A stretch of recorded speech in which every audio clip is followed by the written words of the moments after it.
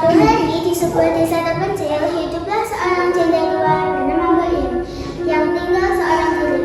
Ia lalu bertemu raksasa yang memberinya benih timunan. Raksasa tersebut meminta Boim merawat benih tersebut dan bisa meminta apapun yang diinginkan.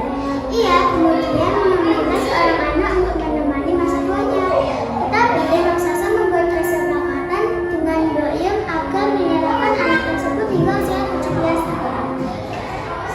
Suatu hari, Boim tengah mencari kayu bakar di hutan. Tidak disangka, raksasa dengan perawakan menyeramkan tiba-tiba menghampirinya dan memberikan sesuatu. Raksasa, "Hei perempuan tua, tidak perlu takut. Aku tidak akan memakanmu karena dagingmu keras dan tidak enak. Aku mau memberimu sesuatu." Boim hanya terdiam dan menatap raksasa karena ketakutan. Tanamlah biji ini dan rawat dengan baik, maka kau akan mendapatkan semua yang kau inginkan. Tapi ingat, kau jangan menikmati sendiri. Sebagai tanda terima kasih, berikan juga padaku.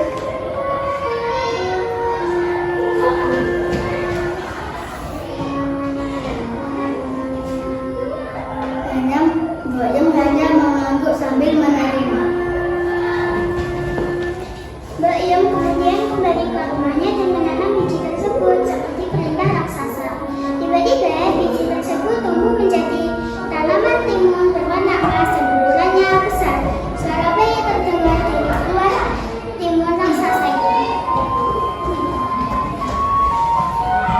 Jadi ini maksud ucapan raksasa dari perempuan cantik yang keluar dari timun. Boim memberinya nama timun mas dan menemui kembali raksasa.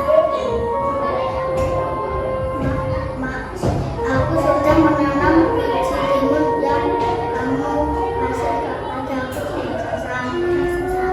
Kamu sudah memperoleh yang kau inginkan selama ini. Sesuai janjimu, kau harus membaginya denganku. Bagaimana cara membagi bayi itu, raksasa? Tidak perlu bingung perempuan tua, rawatlah bayi tersebut sampai usia 17 tahun. Lalu berikan padaku saat usia itu dan akan aku jadikan amanah. Boim merasa bingung karena anak tersebut sangatlah ia inginkan untuk menemaninya. Tapi agar menepati janji, mau tidak mau Boim menyetujuinya. Baiklah, saya akan merawatnya dan aku anggap anak sendiri sampai usia 17 tahun. 17 tahun berlalu, timun mas tumbuh jadi anak gadis cantik dan menawan. Dan Boim resah dengan janjinya dengan raksasa timun mas. Suara apa itu? Suara sembunyilah di kamar.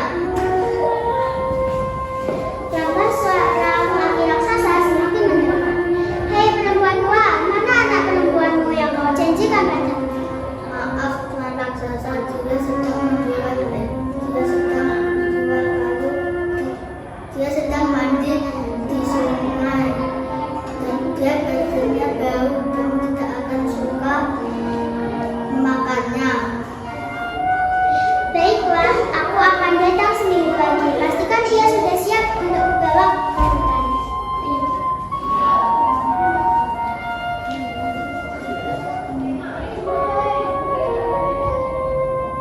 Tentu tuan, aku tidak akan mengecewakanmu.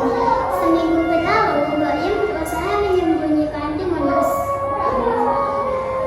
Sembunyilah di kamar. Sembunyilah di dalam tempayan air di dapur itu. Iya, Bu. Raksasa, hei perempuan tua, aku menagih janjimu. Cepat serahkan anak itu. Mas sedang menjual kayu di kampung. Baiklah, aku beri waktu seminggu lagi. Kalau tidak serahkan anak itu akan menghancurkan rumahmu. Setelah raksasa pergi, Boim mulai resah dan tidak rela kehilangan timun mas. Jangan sedih.